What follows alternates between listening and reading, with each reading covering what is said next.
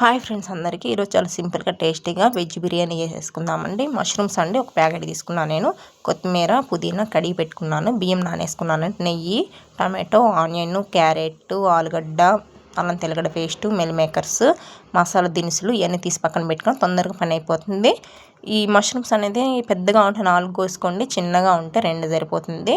ముందుగా దబర పెట్టుకొని దబరలో వేడి నీళ్ళు కాంచుకుంటున్నానండి. మిల్ మేకర్లు వేసుకోవడానికి లైట్గా ఉప్పు వేసుకోండి. వేడి నీళ్ళు కాగడంతో మిల్ మేకర్లు వేసుకొని ఆపేసుకోండి. స్టవ్ అనేది కలబెట్టుకొని పక్కన పెట్టుకొని బాణలు పెట్టి దబ్బర పెట్టుకున్నానండి. నేను దబ్బర పెట్టుకొని ఒక 4 టేబుల్ స్పూన్ ఆయిల్ వేసుకున్నాను. ఒక 2 టేబుల్ స్పూన్ నెయ్యి వేసుకుంటున్నానండి. మసాలా దినుసులు అనేది దాంట్లో వేసుకోండి, వేగనిచ్చుకోండి అటు ఇటు కలబెట్టుకొని. తర్వాత ఆనియన్ అండి, ఒక పెద్ద ఆనియన్ వేసుకుంటున్నాను నేను. మీకు ఎక్కువ క్వాంటిటీ చేసుకుంటే 2 వేసుకోండి.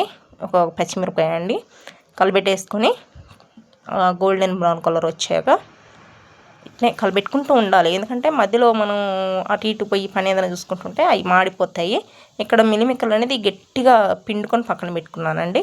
చూడండి వేగాయి, గోల్డెన్ బ్రౌన్ కలర్ వచ్చాయి. అల్లం వెల్లుల్లి పేస్ట్ ఒక టేబుల్ స్పూన్ వేసుకుంటున్నాను. కలబెట్టుకొని ఆయిల్ బయటకు వచ్చేంత వరకు వేయించుకోండి. టమాటో వేసుకుంటున్నాను, చిన్నదండి టమాటో.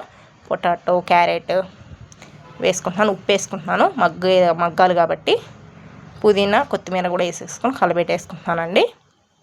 ఇక్కడ చూడండి మీరు కలబెట్టేసుకుంటున్నాను. మూత పెట్టుకుంటున్నాను ఒక 5 నిమిషాలండి. 5 నిమిషాలు ఏంటంటే మనకు మగ్గిపోతుంది. చూడండి ఇక్కడ చూడండి ఆయిల్ కూడా బయటకు వచ్చేస్తుంది, మగ్గిపోయింది.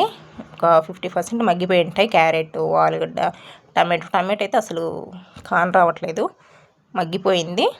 ఇంకొంచెం కూడా మగ్గిపోతుంది. నేను ఏ మసాలా లేదు, ధనియాల పొడి, గరం మసాలా ఒక్కొక్క టేబుల్ స్పూన్ వేసుకున్నాను. కారం ఒక టేబుల్ స్పూన్ వేసుకుంటున్నాను.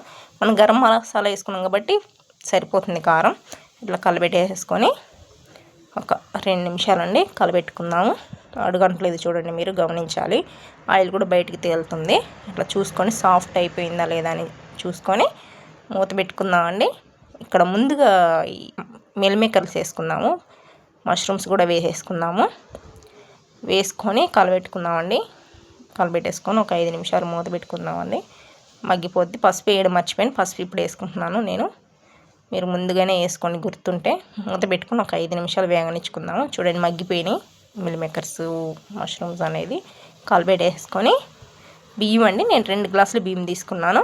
ఆ గ్లాస్తో 4 గ్లాసులు నీళ్ళు పోసుకుంటున్నానండి నేను. చూడండి 4 గ్లాసులు పోసుకుంటున్నాను. ఉప్పు నాకు సరిపోలేదు, ఇక్కడే చూసుకొని టేస్ట్ అనేది చూసుకొని ఉప్పు వేసుకొని నేను ఇంకో ½ టేబుల్ స్పూన్ ఉప్పు వేసుకుంటున్నాను. వీడియో నచ్చితే లైక్ చేయండి.